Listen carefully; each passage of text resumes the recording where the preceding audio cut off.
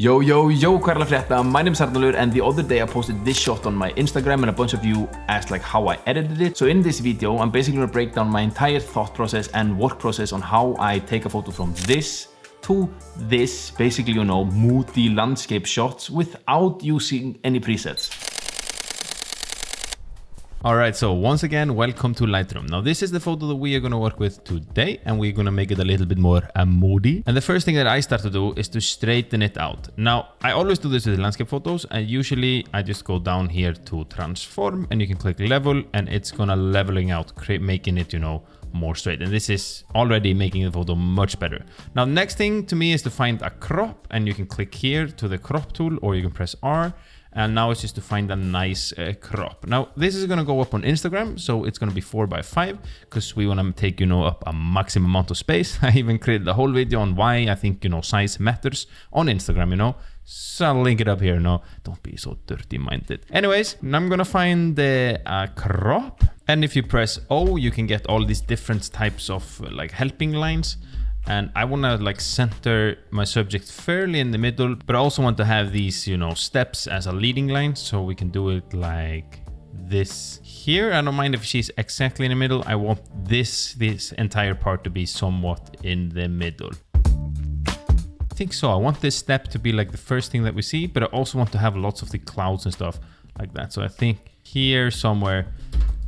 Yeah, this is very nice. I like this crop. All right, so first thing first is the basic corrections. I think this photo is a little bit too warm, especially for the feeling I want. I want to have a little bit like colder feeling to this. So we can do like this. This is a nice starting point. And as always, I usually do a bunch of sliding thinking sliders, and then I'm come back to it. And you know, there's always, you go back and forth. That's Lightroom, you know. Anyways, highlights, I would like to drop them down to 95 to get in plus 95. I'm so sorry guys, minus 95 to get in a lot of the like details in the highlights. Shadows we might bump up just a little bit. Blacks, you can see here that we don't have a whole lot of shadows and black, so we need to add them in, but I like to keep this up. I'll show you in a second. We use the tone curves to really create that contrast that I like. So whites, I might just add up tiny bit to compensate for the loss in the highlights, might even have the 15. And then blacks here, we can really like take it down quite a lot. Like this is a nice starting point. Now, texture and clarity, we're gonna do this in a second. Vibrance, saturation in a second. Tone curve in a second. Now we can start with the HL. Now, I usually go straight away to HL, or like lately I know that I really like a specific point in the camera calibration. You that follow me, you know that I like to drop this to 15, green to 45. I have a few different types of these camera calibration that I like the color of, and this is one I like a lot right now for Iceland. So it's like up here, minus 14 and 6, and this gives me a nice starting point, and I think the colors here are super nice. Now we go up again here, and we start to do the camera calibration. Now in order to create like moody shots here, we will have to like do something with the greens and the blues, and then I'm gonna do something with her reds as well. So bear with me here. The greens, I would like this green to be, instead of doing that classical teal and orange where we go like somewhere here, this was taken at summer, so I would like it to be more green, probably somewhere around 35-ish. But I would also like to drop the saturation. Often in like very moody photography, you tend to drop the saturation on the greens and yellows quite a lot to eliminate that color. But for this photo, I think that like there isn't a whole lot of color in it. So if you start to eliminate the greens and the yellows here, it just starts to look ridiculous. So I actually want to keep in a whole lot of this color, but I want to mute them just a tiny bit, okay? Now for the greens, because I dragged up the highlights to more to the green side, you can see we drag them up to the green side here. I would like to compensate to drag this down to the yellow side, the greens, because if I go with the greens more to the lime, I think this is a ridiculous color too. So I would like to compensate to go down probably somewhere around here to start with. I might even add this up, and then I'm gonna also desaturate this quite a lot. No, not quite a lot. This is actually just a little bit of desaturation. So now this is already starting to look pretty nice in my opinion. So what do we do now? The luminance, I would like to leave that. Luminance is the brightness of each color. So I'm just checking. Okay, we can add this up just a little bit to get a little bit more pop in the greens. Now next up is the blues and the aquas. So blue Also, very often when you're like talking about moody photography, people tend to eliminate the blues a lot. For this one, I like to, like, we can drop them down maybe to 35. And then the luminance, this is where we can get like, a lot of oomph in the sky. So let's like drop the luminance on this one to 30. And then the blue, I want to move it just slightly more to the teal side. And for the aqua, to compensate for that, I want to move them up to the more to the blue side. And then the saturation, we can just add a little bit of separation in the aqua, and this can be like just around here. I think this looks beautiful. There isn't a whole lot of magenta in this, so I like to just keep it at +20, keep the magenta a little bit more red, and there isn't a whole lot of purple in this as well. Now for the orange and red, now we have orange and red in, you see a lot of the foliage, so you can mess around here. Now because I moved up the yellows to more to the green, I would like to get like a more contrast color here, because you can see that this is where a lot of the orange sits, but I don't want to do it too much because that's like, that would not, you don't want to go overboard, you know. It's all about nice subtlety, and in my opinion, I like to like create my photos like, I like to edit. This is like, to me, editing is very like meditation. I put on some good music and then I just edit, you know. Anyways, where were we? Orange, I drop them down like this, and I think this is nice. I might add up the orange just a little bit. Now for the red, I think the red color is pretty nice, but what I would like, we can add up the saturation just a little bit, but I would like to like add up the luminance to really make the jacket there pop up. So we can drag it up quite a lot to around 50 to start with, then that pops out of the image quite a lot. Now this is before and after here, and I think this looks very, very nice. Now as you can see there, this photo lacks a whole lot of contrast, so we're gonna fix that now by adding a tone curve. Now this is just gonna be a simple tone curve like so.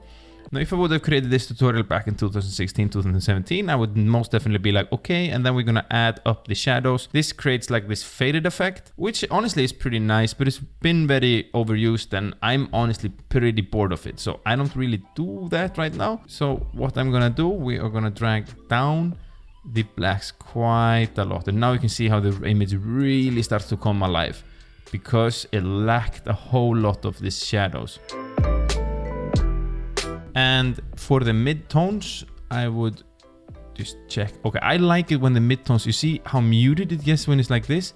I like it when the mid-tones start to pop a little bit out. And for the highlights, let's see. I think we cannot afford to do the highlights too much.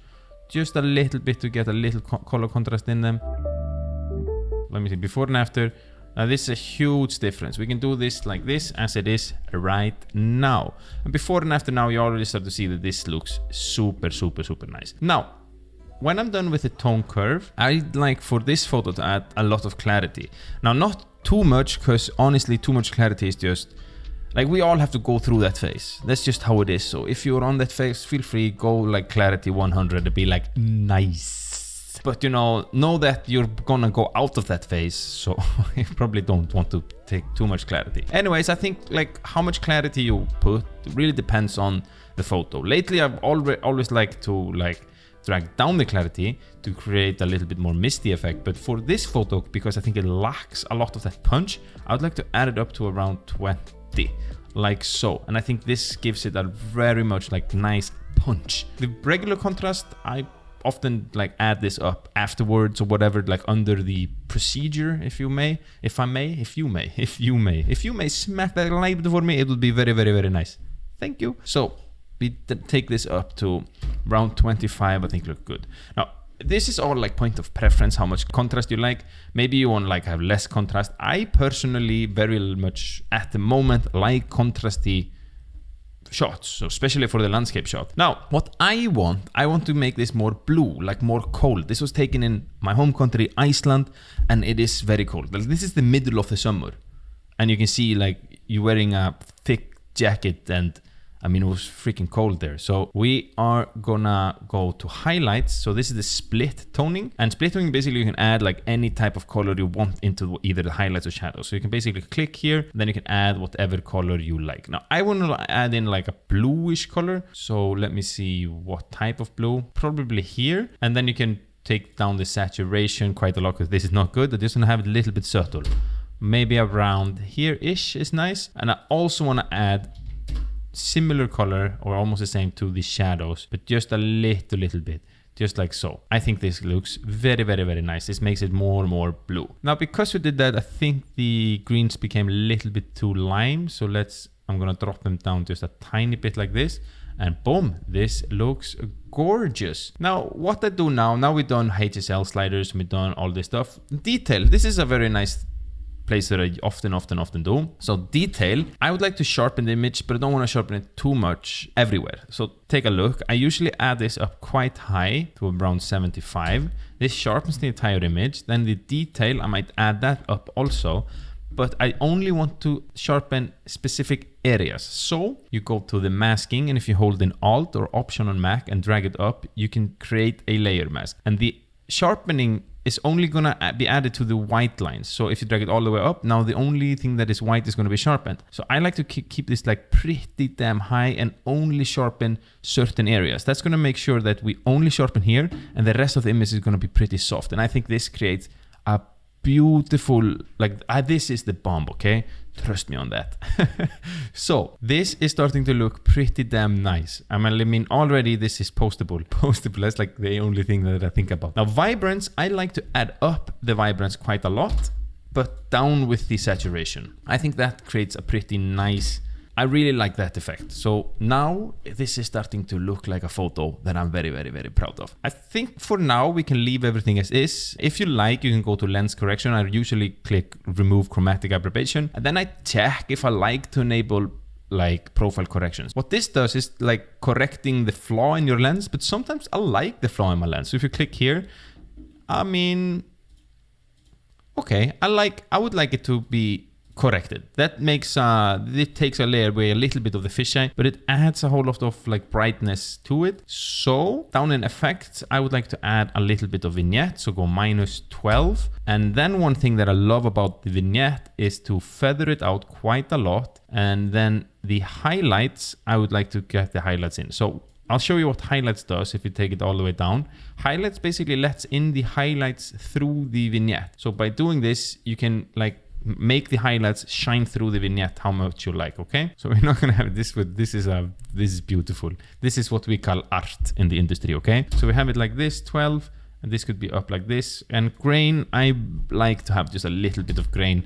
Like, I think that is beautiful. It creates a little bit of filmic look. All right, so now we are gonna go into the tools. This is where the real magic happens behind everything that I do when it comes to Lightroom. Now we can start with the radial filter here and create a little circle around her. I think that a lot around here is like a little bit too bright, so I'm just going to create a little circle, and this is going to be very subtle, and I'm going to drag down the exposure just a tiny bit. And you see how the highlights just got a little bit nicer, and it like creates a slight circle around her that she becomes a little bit more brighter. And this is honestly all we have to do with the radial filter for this time being. Now what I would like to do, because I will drag down a little bit, I would like to up the shadows just a tiny bit to make them open a little bit more.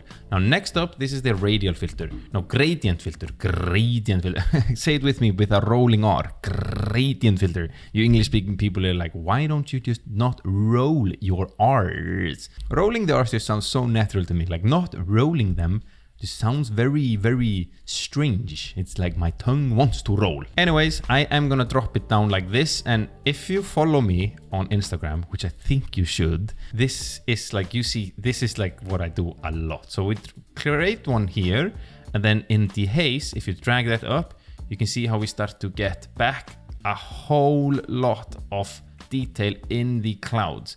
And you can drag down the highlights just a tiny bit too, up with the clarity to get a more oomph in it. And then you can drag down the exposure just a tiny bit to your desired levels. Now this depends on how like extreme you want it to be. Like I follow photographers that do this like, so it looks like this. And I honestly just think it looks great. I mean, you're just editing photos and create whatever you want to do. It doesn't have to be real. But if you're one of those like who wants to make it real, then you do it less or nothing, or I don't know, whatever you like, okay? So I would like to have this like in somewhere in between, just like so. I think it looks nice. And you can see like the difference is so huge here. We're starting to get a big oomph in the sky. All right, next I would like to add another filter here, just like so, to create a little bit more vignette here. So it would be like this, and just drag down the exposure a tiny bit.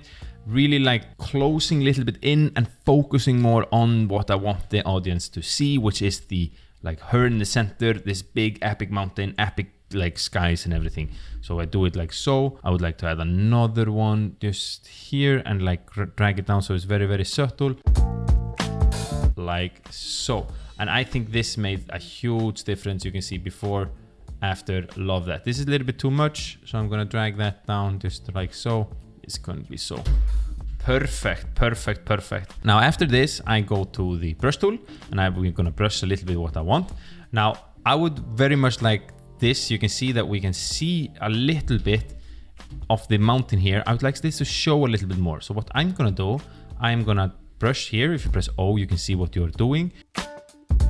And then here, we are gonna drag up the dehaze just a tiny bit. Mind you that if you go too much, this is gonna look ridiculous. So it's just like a little bit of oomph there, like dehazing a little bit so the peaks here start to show through and we get more information in the clouds that are like connecting to the mountain. And then the clarity, I would like to drag that up right around here, I think this is pretty nice. Like too much, let me see, nah, not too much, just a little bit. This is very, very, very, very subtle. Now we press enter and you see this portion here, this is like blown out. So I'm gonna drag that down like so, drag over it, and let me see, I wanna make that just take down in the blown outness. The blown outness. I'm fantastic in English. If you want me to create a new channel where I just teach you guys English or Icelandic English, let me know in the comments down below and I will do it. I would also like the mountain to be a little bit more, pop a little bit more. So what I am gonna do, I'm gonna create a new one and brush the mountain. Now notice I'm not trying to touch these here because I've already added to this. So I'm just like going here. And if you go over for like, if you go like this and you're like, oh, I didn't want that. You can simply just hold an Alt or Option on Mac and like erase it. Okay. Like so. Now for here, I think I would like to add up like a tiny bit of clarity. So what I like with clarity, I often don't add like a whole lot of clarity to the entire photo. I rather paint it into different areas. So just a very subtle, too much is weird, like so. And then contrast, I think we can add a whole lot of contrast to make this mountain really, really, really cool, like so. And could we take up the shadows a little bit, just a tiny bit to make it pop, just like so. And then I would like to take another one, like here, and do this. And look, now what I'm gonna do, the sand, this is like a black sand beach that you see in Iceland all over, but it also has a whole lot of foliage and other stuff that is like a little bit orange, and there is like some sort of orangey in it also. And when we've been like messing with the orange thing, it's shown. So what I can do to make this black sand beach like more dramatic and more black is this here. Take a look, we paint it all. And by simply taking the saturation down, we can create a much, much more like cold environment, more hostile environment. And that's exactly the look that I want with this. So I'm gonna take it down to around 40 and then up the contrast a little bit to get it more contrasty there. Just like so, and boom, I think this is fantastic. Now the last thing I'm gonna paint with the brush is her, so we can punch in on her a little bit more. If you counter like this, where you have like these are showing and these are over your subject, you can basically just press H on your keyboard and you hide them. That's hiding them here. Now what I would like to do is just drag up the exposure a little bit to get her to pop a little bit more, and then up with the contrast and maybe clarity just a tiny, tiny, tiny bit. Boom. Now if I would like here, I might like add another line here and make the leading line a little bit more like so you can see it a little bit more if you like. There are a bunch of things I can do. I might even like, this is maybe too much, or I see that okay, here is a little bit foliage that went like a little bit gray. I might do another one on them, like just like here and on a few different places, and there I add up the saturation so that will like become a little bit more colorful. Like there is a bunch of things, and like when you're editing, just do whatever you think looks nice at the moment, okay? So this I think starting to look very, very, very, very, very beautiful, and I honestly like it. I think like this is almost it. What I do now, I might go and like add a final like things. Okay, what would I like to do? I honestly like it a lot when photos are very, very contrasty, so I might add up the contrast just a little bit. Is there anything more? Maybe I think the greens are a little bit too green, so I might take down the exposure, this you start to see we get a way more moody effect if we take them down like so. This is like a classic moody effect, but for this I like to have colors in them, but I might make downs, making them a little bit more, the greens a little bit more yellowish, so they're not very lime like this. And yeah, so I'm basically just going through everything. Would like to be a little bit more colder, and etc, etc, going through every single one, tweaking until I am completely happy. So boom, this is it. This is my entire like thought process and workflow when I'm creating like moody landscape photos in Lightroom. This is a very raw video. I didn't have a script or anything. I just put it on. I wanted to show you. I've been getting questions like, how did I edit this photo? And I think, like me personally, I love to watch other people's like work process, because I can also pick up a whole lot and see like, why did you think about that and that and that? So that's basically, all I want to say is that I hope that you like the video. Anyways, if you have any questions, as always, feel free to ask in comments down below. Consider subscribing. I create bunch of videos. If you're still watching, you know you're a total legend. Your support really means the world to me. And did already say smack the like button? Smack it for me. Smack that. Smack it. I'll catch you guys in the next video. I'm out. Peace.